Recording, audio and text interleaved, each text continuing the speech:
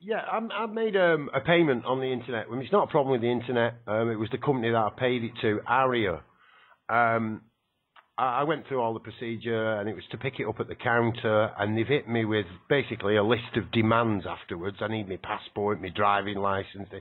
I'm like, this is ridiculous. I'll just come down and pay, and put my card in your machine. They're trying to make out it's the bank security. It's preposterous. If I was trying to defraud the card, I would have already done it by that time and ordered the goods, you know.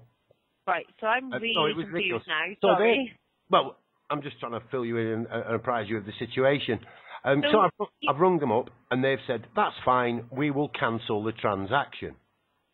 Okay? Right. Then that was earlier on, way before dinner time, and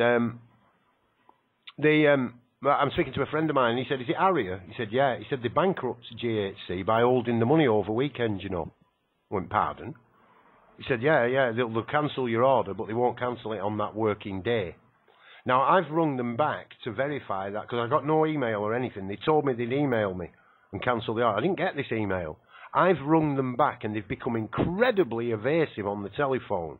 People are no longer there, and, oh, this person's here, he'll ring you back then, and so forth, and on and on. And now they've told me they have actually cancelled the transaction, but they haven't actually sent me the email to confirm that cancel. So I thought, well, let me go straight to you people, the dog, if you like. Okay, there's no need to get personal. No, but I mean, like with the dog and the bone, you see. There's no point talking to the bone, is there? I might as well talk to the dog. Okay. So, yeah, we won't get personal on the banking street.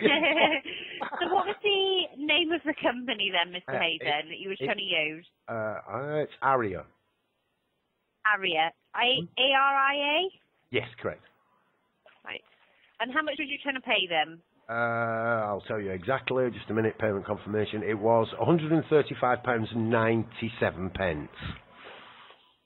Right. And they were just making things difficult then, yeah? No. They said they paid. What it was is they're not that far away from me, and my friend was going to go and pick up the computer components. We run the fastest growing internet radio station in the world, and we're very proud of it. But obviously we're quite stuck for time, so I ordered it on my card, and my friend was going to go and pick it up. It wasn't until we actually looked at what you've got to do to pick it up, we realised that this was impossible. I rang them up, and they went, no. They went, no problem at all. It happens. No worries. We'll cancel it. Seems to be no problem. However, I didn't receive a confirmation email, and when speaking to my associate, who's dealt with them on several times, he said, oh, they won't. They won't cancel it. They'll tell you they have, but they won't cancel it.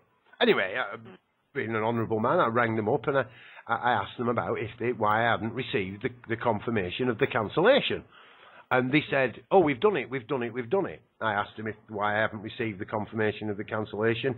And they said, we've done it. There's nobody here now. Well, what do you mean? Put me on to somebody who is there. There can't be nobody there. That's ridiculous. It's 2 o'clock in the afternoon.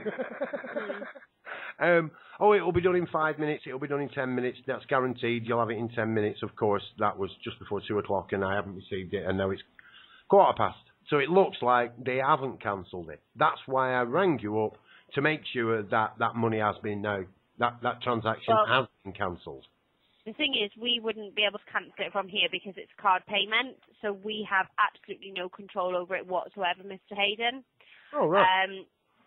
So if they're knowingly defrauding this now, because that's what it is, they've told me, and I have got that telephone call recorded, they've told me that they have done this, and it's just an email that I haven't received. Well, what we need to do... I'm ringing you up to make sure they're not trying to defraud that money from yourselves and myself by keeping it in their account for a whole day. What it is, it hasn't technically gone to them yet. It is only earmarked on your card. Now, we can't stop anything going through on card because it's like if you went to Tesco's, basically. If you went into Tesco's, had your shopping, and then they put the card through, then you rang us up and said, right, stop it going through. You're basically getting your shopping for nothing. So we have to let the payment go out. Now, at the moment, it is only earmarked, so they may not even take it. What we need to do is give them a couple of days to see if it goes out. If it goes out, We then dispute it. We give you the money back, and we will get it back for ourselves off them. Right, I'm working on a limited budget, you see, so I didn't want to go and now spend this money in their store again and buy these cups if I've already spent it. So basically what you're saying is I'm now going to have to wait 2 days. Yeah, it can take anything between 2 to 4 days. I mean, if it's going to go out, it would have gone out. It would go out usually within a day or two because companies want their money and they get it as quick as possible. So if it hasn't gone out within about 2 days, I would imagine it's going to come back to you and be available to you again. Basically, they should have already declined that and cancelled that payment if they are because it's actually earmarked by Visa. So the company's put it through and then it's earmarked by Visa. So it's then put aside, waiting for the company to claim it. So this is why we have to allow the couple of days, because basically the company may not claim it. Do you see what I mean? Because I do at get the moment it's been earmarked by Visa for that company area. If they, let's just hypothetically here now, so I know my position, yeah? If they do claim it, that would be fraud then, wouldn't it? If they do claim it and they've told you that they've cancelled They have told me, that's why I'm on the phone to you now. Yes, what we would then do is we would then go through our disputes process where we would fund you the money back the very same day, okay? Yeah, and then we fight your side then by getting it back. I've had difficulties with banks in the past, but yeah, I'm not disputing Lloyd's banking with myself personally as a banking fraternity. Then, like I say, that would be a different mess. But I have a good working relationship with my bank. I think being in credit often has a lot to do with that. But I have a good working relationship with them, so I'm not putting them under dispute at all at this point. What my concern is that if this is going on, it is fraud. I mean, if they do take that money from my account now, that is a fraudulent transaction. There's no doubt about that. Like I say, I'm willing to send you the audio of them telling me that they've cancelled it. So yeah, it's just that when I actually propose this to you, you say, well, we'd actually have a look with that with the company. You see, I know this is going on. That companies do this, and of course you get the money back. Well, that money's now been transferred to their bank account. Their bank account has got money in it, considerable amount of money, because this is not, we're talking computer components here, it's not a tuppeny penny operation, it's quite a large operation. You take 100 people, or with £1,000 sales, all to be returned, and you've now got £100,000 sat into a bank account, which is now making money. In fact, you could actually raise credit upon that money in that account quite easily.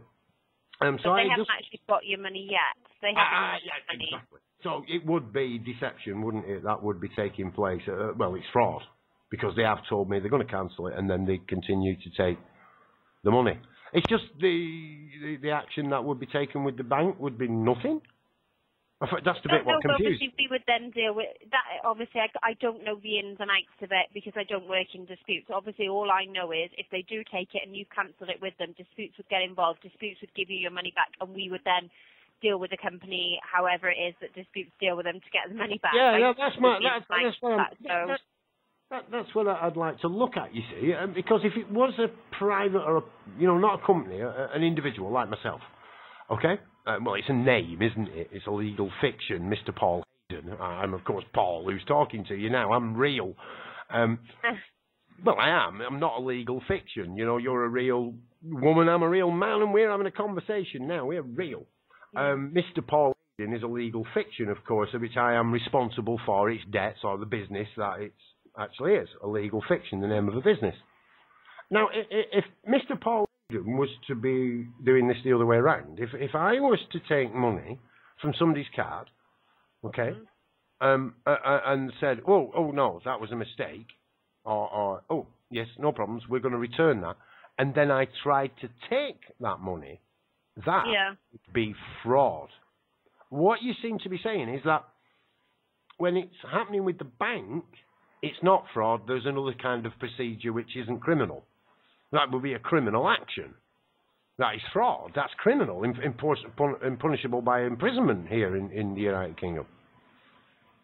But when the company is doing it, and we know they are doing it, that's again not being disputed, it does go on, then they're allowed to do that for 2 to 4 days, transferring potentially billions of pounds into accounts through what's being known as a mistake. The companies are then benefiting financially from that mistake. Now, I'd call that a definite conflict of interest. You see, the banks are making the money wherever the money is. The consumer, in this case, myself, is the one that is now being held up. I am being held up by that process of ringing you up and saying, and you're saying, well, it's been disputed, you will get the money back. Will I get the money back? If they're taking now, well, yes, it will go out of your account, but then they'll refund it. Well, what happens if I go overdrawn in that period of time? Then obviously all charges would be looked at because it's not down to your error then, when you see what I mean, those charges are going to be looked at after the fact, where I'm informing you of this information before the event, and you're saying your procedure would rely on me waiting till after the event and then potentially having to claim back charges which would have been unfair. Again, that would be deceiving to myself, putting myself through more action and time to solve the problem which I am endeavouring to solve now. You see, before it takes place. I mean, I can sort of understand what you're saying. A lot of it is kind of over my head. As I said, I don't deal with the disputes in full. All I do know is the process that we have to follow, because it's the same sort of thing as you use in a card in Tesco. No, you don't have to follow the process, of course. No. Of course, I must correct you there. You can if you choose to follow the process. I'm questioning the process on its validity and legality. If there is 2 tiers to that process. One where I'm an individual, I'm being treated differently than I would be if I was a business. Okay? Well, this is Darkcity Radio, who's speaking to you. I am Bob, commonly known as, you will know me as Paul, of course. This is Darkcity Radio. So I am, if you could say, we're not a business in the fact that we are a non-profit making organisation. Of course, we prophesise many things, but we don't make money. So in that sense, we're a non-profit making organisation. You wouldn't call us a business, of course, but you should treat us the same as you would treat any other organisation. Would you agree? I mean, I can get you through to disputes who might know more than what I do, but obviously, as I said, the way it's been explained to me is basically because it hasn't gone, we can't stop it, because it's the same as if you went into Tesco's, bought your shopping on your card, rang us up and said, actually, I didn't cancel it, I want to, I don't want the payment to go out. We then stop it, but you've walked out with a trolley full of goods. Totally agree with you. I totally agree with you. You've explained that really well. No, it's not the only way. It's just the only way it's been explained to me, and you're like confusing me. Oh no, I'm not confusing you. Maybe you're making my head hurt. I'm trying to like process it, and I'm like, when you get steam coming out of your ears. Oh dearie me. Well, look, I'm not doing that to you. Maybe the environment you're working in causes that, but it's not me. Of course, I'm just speaking to you on the telephone. I can't boil your brain from the inside. Maybe that's working inside the banking fraternity. But anyway, like I say, mine is quite simple. I mean, me and you, like I say, the man and the woman having this conversation now, we haven't got any problem with that. Hang on a minute. That's really weird. Because if I was now representing a business, I'd be treated differently than I am being represented as a customer, as an individual. And I don't know anything about business accounts. Excuse me? I don't know anything about business accounts, how it would work that way either. If I take money off you, say you come to Darkcity Radio, all right, and you make a donation, let's say, because that's how we work, and you make a donation. Just say you put £25 in, okay, and then you actually realise you didn't just buy that little negligee. You'd actually made a donation to Darkcity Radio, and you contacted us and said, I've made a mistake. And we go, oh, well, that's okay. We'll send it you back. Okay? And then I draw money from your card. Now then I draw money from your card. That's fraud, isn't it? There's no doubt about it. But then what happens is you, because I'm a business now, okay? Of course I'm not. I'm still one individual who's done it. But because I'm represented as a business, or an organisation, then you would treat me differently. That wouldn't become fraud, and you give me 4 days to try and pay it back. I agree to pay it you back within the 4 days, where I leave it in my bank account for 4 days. I've done this to numerous people. Now I've amassed thousands of pounds into a bank account, and you're giving me 4 days. Now, of course, if I'm honourable and trustworthy, then I would pay all that money back and just collect the interest off it. And that would be perfectly legal. Not if I'm an individual, it isn't. But your procedure has told me that, oh, it's a business, we give them 4 days. They can actually take money out of your bank. If they did do that now, you wouldn't treat it as fraud. I think I understand what you mean, but I'm not sure. Yeah, but yeah, it's weird, isn't it? If you did this, right, if you tried that on sweetheart, trust me, clink, clink, no, right, I'm like, hang on a minute. I'm trying to stand up for them. I have a good working relationship with the banks. On numerous occasions, I've spoke up for them on live on air on numerous occasions. And now it would appear that what I'm being told, by what I thought were crackpots, to be honest, you're actually verifying it.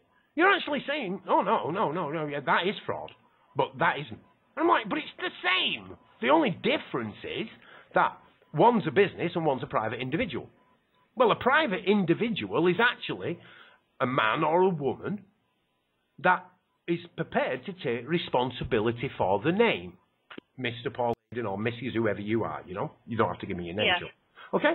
So, and I'm prepared to do that. I'm taking responsibility for my name. And by taking responsibility as a private individual, Mr. Paul, you are actually saying, well, you're going to be treated worse. Well, can't I deal with you as the organisation of Darkcity Radio? Then will you treat me better? It's wrong. That's wrong. And I'm doing my best here. Really, I'm Chuck to go, hang on a minute, you can't mean that.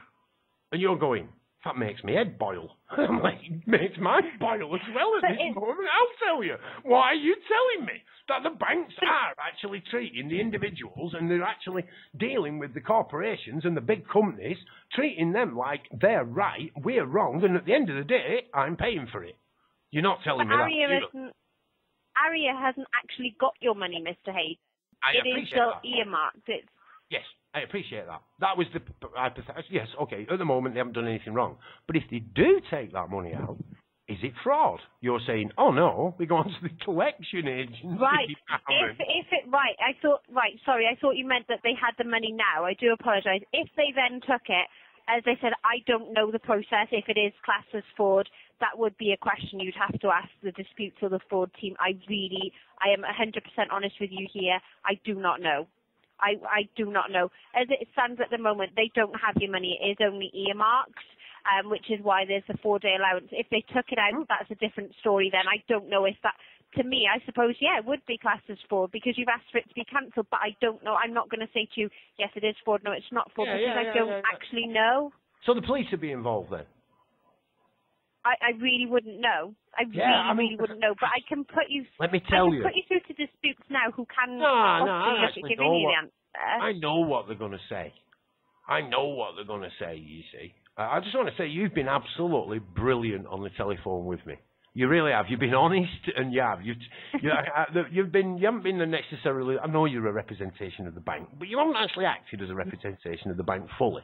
You know, you could consider, hang on a minute, that's not right. That is a 2-tiered system. And it is, at least a 2. I think it depends on the more money you've got, the more tiering there is. I'm not sure yet. But I've been trying to disprove this, and I can't. The actual entire system is built upon debt rather than profit. The deflation of our currency is now plainly obvious. You know, 3 shillings and 6pence when we had decimalisation bought you a bag of fish and chips. That is now cost you £3.50, maybe £4 for fish and chips, depending where you live. You clearly haven't been to where I live. No, maybe £5. Well, would it surprise you to know the 3 shillings and 6pence are now worth £12.50? The actual I don't coins. even know what shillings is. Well, the coins. The coins we used to have, the actual value of them now is worth more than in the silver, because it's not because silver has gone up astronomically in price. It has gone up, but compared to everything else in inflation, That's got nothing to do with that. It's because the actual currency we're using has been deflated. So it's now worthless. Yeah. And that's what they do. They deflate the value of the currency, so you earn more and more and more. And not just you, us collectively in the country, we spend thousands of man hours and take agriculture, just for one, and you can do this with many. But agriculture, we are now 400 times more efficient at growing tomatoes. So why are tomatoes 300 times more expensive than they were in the 1900s? We have become more efficient at producing food and everything else, far more efficient. The truth of it is, the currencies have been deflated. That's why you're having to work 40 hours a week to pay for something you could earn in a day. Yeah. Yeah. Don't take my word for it. Go and have a look, because we're being had over. Do you know anything about BTC, Bitcoins? This is an alternative banking currency. It's a form of data exchange. I mean, you'll know, basically, for the majority of sales in our modern day, 21st century, are actually digital exchanges. There's more digital exchange than there is actual physical cash being moved around. It's just a couple of numbers being moved from one computer to another and account details change. This is what we've been discussing. You know, well, they haven't actually took that. There's been no change in the detail of the account yet. Oh, yeah, I get that. Yeah. Yeah. So, you know, we're actually in a structure now where there is an alternative to the fiat currencies, these which have been built on debt. The euro, the dollar, Canadian and American, Australian, and there's many of them that are built. I can't tell you them all because I don't know, and I don't like to pass on information I'm not certain on. So, yeah, they are debt-based currencies where Bitcoin is not. It's actually based in generation of energy, and it creates its wealth through time and energy. You know, like you do. You're being paid now, pounds sterling, for the time and energy you put into taking on this telephone call with me. Right. So, yeah, it's done the same way, but the difference is the banks don't get involved. So if you had a Bitcoin and I had Bitcoin and you were in North Korea and I'm in Belgium, we can have an inter-exchange with no currency. It's one currency, a worldwide currency, which is a digital currency, which is used over the internet. Now, it sounds crazy, this. I grant you, and a lot of people said I was nuts when I started talking about this. In December this year, actually, in October, I bought some Bitcoins at £6.25 each. They're currently at £80 each. So, you know, either I'm crazy, yeah, but since that period of time, your pound is now worth 8% less than it was in October. My Bitcoins are now worth 10 times what I paid for them. More, 12 times, 1,200% more. So your system has actually decreased by a small percentage, and the system that was built on non-debt, on a profit of energy and time, which we should have, has profited over 12 times. Oh, this great is a conversation you really need to have with my bank. Oh, they won't talk to us, of course. The banks are all denying the existence. I go into if I've been to Lloyd's and tried to buy them. Do you know Barclays Bank, you could actually at first go into Barclays Bank and charge up your Bitcoin with cash in Barclays until they realised what it was. And then the banks around the world have tried to put Bitcoin. Oh, they've said all sorts. Prostitutes and drug dealers are the only people, and it's used for laundering money. And do you know the last one? Al-Qaeda use it. Ridiculous. Absolutely ridiculous. We all know, of course, the creation of the fiat currency is what's created terror around the world. We all know that. Just have to look at the newspapers or anything else. You don't have to get on the internet and do any research. So have a look at BTC. They're a bit expensive at the moment, but if they drop down again, I mean, they've been up to as high as £175 each, and they all said, oh, Bitcoin has crashed, and it went all the way down to 50. Remember, I paid £6.25 for them in October. That's hardly a crash. I wouldn't call that a crash, but something that can fluctuate over £100 in a day from its rise and fall, triple its value in a day, and then drop back down on a steady increase of value, is a stronger currency than any of the banks are currently using. Yeah. I'd start looking for another employer. Personally, I think that as a worker, as a slave worker like myself, enslaved to these systems we have to go along with, I'd look for another form of employment that doesn't actually base itself on other people being less fortunate. Something constructive or creative, rather than something that's based upon other people going through tyranny and suffering, basically so you can get a wage. Not you personally, of course. You're like me. You've just got to do what you've got to do to pay your mortgage and do your bills. But, of course, our masters in this case, the banks, only in this case, of course, they're not in that position that you or I are in. So the more of us that actually awaken to this, what's currently going on, I feel the better it'll be for all of us. And you thought I'd rung up to complain about the bank, eh?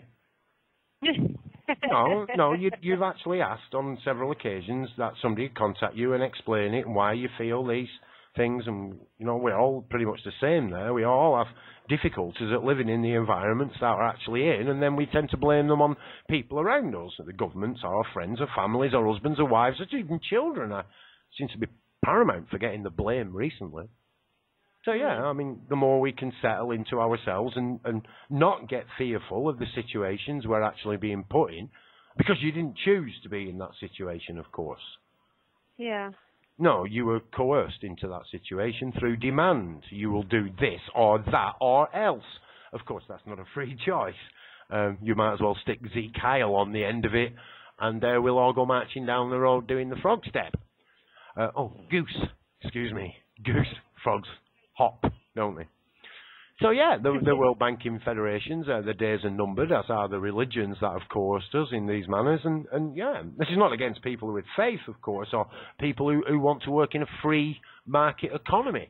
Of course, we'd all rejoice having a free market economy where I could trade with you and you could trade with me, and your goods and my goods and whatever you have to offer, maybe your secretarial skills and so forth, and you would receive what you require and so forth. We do not need to go through this third party for the thanks of it. For what thanks? To do what? To cheat and rob and coerce with the government into funding illegal wars in countries that have got nothing to do with us? So we feel safer? I think those days are numbered. Well, I don't think. I actually know those days are numbered. Yeah, way over my head now. On about economy and stuff and walls and what walls? No, not really. You're paying for it. You're actually paying for it. That's the concept. Yeah, you're sat there now, okay, spending, I don't know, well, say you do 35 hours a week. You're working 35 hours a week, okay? Right. 76%, let's say you were married, hypothetically, I know the numbers here, so work with me. A couple, 2 children. Yeah. Yeah? Okay. 76% across the board is tax. Right. 76% across the board is tax. Now, why would it cost so much? Why is it costing us far more now than it did 20 years ago? Because 76% tax. And the tax goes up more and more and more. The more you pay for things, so if you pay £1 for something, okay, petrol. Look at petrol, it's a great one. I think, what is it? We'll call it 70% tax on petrol. It's more than that. I'm being nice, right? So 70% tax on petrol. You spend £1 a litre, okay? They make 70p. Okay? You spend £2 a litre, they make £1.40. Right. Where's the incentive to bring the price down? Yeah. Yeah, of course they keep inflating the price, so you have to keep paying more for it. What are you paying more for? More for what? Because they've spent that money on a so-called illegal war. What money? There is no money. It's fake. It's not worth anything except the value you give it. And I give it. Collectively, we've bought into a con. That money has no value. None whatsoever. That's why bitcoins are going up, because your currency... It's not they're going up. They're not going up. Your currency's deflated. Yeah, I think I understand. I think. Oh, no, I'm not don't saying understand. I do. I'm thinking. Yeah. I can hear your little gears turning there, right? But look, this isn't about me convincing you. This isn't about me getting on the phone and convincing you. It isn't. You know, like I say, we got off that. Oh, yeah, they're trying to defraud us. Fine. Forget that. We'll have a conversation. Sod them for 10 minutes. You know what I mean? They're paying for it. No. You know, and that's how I say it. This isn't about me convincing you. This is about open your eyes, sister. Open your eyes.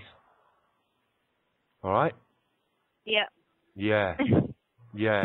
Go and have a look. Don't take my word for any of this. Go and have a look. But beware of the rabbit holes. They'll drag you into all sorts of conspiracies and this, that, and the other and blah, blah, blah. I'm not a conspiracy. I'm not. You with me? I want to work in a free market economy. And while we've got people who are resisting that economy, then we're going to have a problem. So we're going to have to crush you. You see? By investing our time and energy into something that's creative, that doesn't create debt. And at the moment, unknown to you, well, you're going, yeah, as I'm saying it, because that's what you'd choose to do if you were given the opportunity. We all would. They're not giving us the opportunity. Purposely not giving us the opportunity because they fear that we'll rise up and get angry at them. Well, we already know they robbed us. It was all over the newspaper. They robbed us. The government bailed them out. We paid for it. And what did they do? Start withdrawing in all the mortgages. And those mortgages are illegal. Totally and absolutely illegal. There is no law in the country that says you've got to pay that mortgage. That you use that money to raise on debt. That's illegal. What can we do about it? You know, we discussed it. The banks commit fraud. Well, they're committing fraud with the businesses. Yep. Can we get the police? No. It becomes an eternal affair. What? Oh, go and check it out. Yeah, I'm probably going to be boiling my husband's head when I go home with lots of questions, because he normally just looks at me and says, don't worry about it, forget it. I'm not explaining to you. Hey, well, do you know after the fall of the Third Reich in Germany, and they had the big trials, okay? No. Do you know what the excuse was? Nothing to do with me. I was just following orders. I just put my head down and carried on with it. Now, I'm not having a go at your husband here. I'm not. I'm sure he's a very honourable man. You know, he just doesn't realise the words he's saying. What are you going to do when they come for you, sweetheart? What are they going to do? What are they going to do when they come for your husband? Because they will. What are they going to do when you can't pay your mortgage? What are you going to do when suddenly you go to the bank and no money comes out of the machine? Are you going to buy your food? Are you going to trade? What skills have you got? Where's your water? The real important things. You know, embracing the man that you love in your life and holding him to you and just letting him know that you're in love. Not that you love him, but you're in love. Yeah. These are the important things. But hey, I'm just a crazy man that wants to see a free market economy, you know. But if you want to ask these questions, tune in to Darkcity Radio. You know, we're independent. We do have advertisements at the moment, but that's because somebody give us something for free. I'm always dubious when they tell me it's free, and an advert's popped up, but we're working on that. We'll get rid of it. Non-advertisement, we're non-supported, we're a radio station that's built up for people like yourselves, so curious people. Well, we do our best to rip out the nonsense, and there's a lot of nonsense out there, and speak common sense. Simple, plain, common sense. We're being screwed. If you don't do anything about it, don't complain later. Yeah, I know what you mean on that one, if you don't do anything about it. That bit I understand. I suppose it's quite perplexing on what to do about it. You with me? It's all right being, that's right, they are doing this, but what can I do? Well, it can be as little as planting a few seeds in a plant pot, or as much as triggering a revolution, a bloodless revolution. None of us want to go down that aggression or fighting. That's their game, not ours. You know, none of us profit from that. You know, when one of us dies in a war, the entire nation loses. Entire nation loses without any doubt at all. So we don't want to go down there, but passive resistance, action, resistance, support of organisations, outside the fraternities of banks. Have a go at alternatives. Try something in your life you've never had a go at. Have a go at it. Have a go at the alternatives rather than just say, that's stupid, it won't work. Because what we're doing is ludicrous. It's insane. The definition of insane is repeatedly making the same mistake and expecting a different outcome. That's what we've been doing. So yeah, do something different. You never know. You never know. Hey, but if you really enjoy and you really love what you're doing, you carry on. I wouldn't swerve anybody from it. But if you are having second thoughts, I would say that's bloody good guidance, girl, and go with it. Lots to think about. Oh, it's all right. You know what? Yeah, I'll give you the phone number. I don't know if you can take phone numbers and stuff. It's not my personal number, of course. Do you have Skype at home? No. You don't? Well, you can download Skype for free on your computer. Do you have the internet? Yeah. Right. Well, you'd be surprised. A lot of people haven't heard of the internet. It's a wonderful thing. It liberates the people so they can take control of their own well-being and life. Of course, not many people realise that's what the internet is actually doing. It's giving us information from around the world we can all share. Which is a bit weird. We're doing it on the telephone, but that's okay. On the internet, all you need to do is type in Darkcity Radio, of course. Anywhere. The first 5 pages, you'll find darkcityradio.com.co.uk. Now, there's a phone number you can ring, and that would be 0161 298 0298.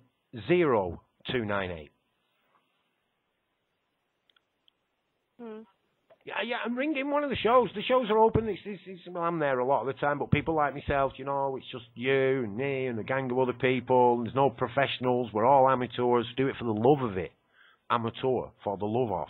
So we all do it because we love to do this. We want to create a separate media stream that's not sexualising children and coercing people into debt and illegal foreign-funded wars abroad. A completely non-aggressive, non-racist, passive manner. Tricky to do, but that's what we aim to achieve. Oh my gosh.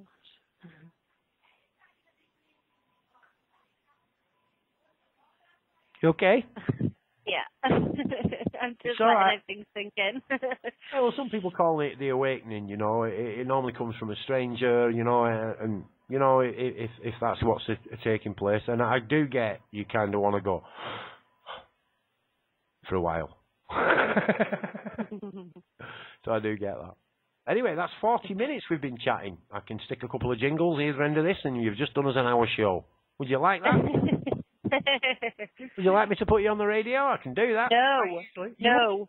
Oh, right. No. No way. You won't be too disappointed to know we're actually live now. What? I hope not. We're live now. I hope not. Oh, yeah, we are. We're live now. I'm always live. I've been alive since I was 6 years of age when I realised I'm always live. And, of course, I don't have to record everything, but there is at least 37 other people who are listening to us that they're able to, and they're all putting thumbs up at you.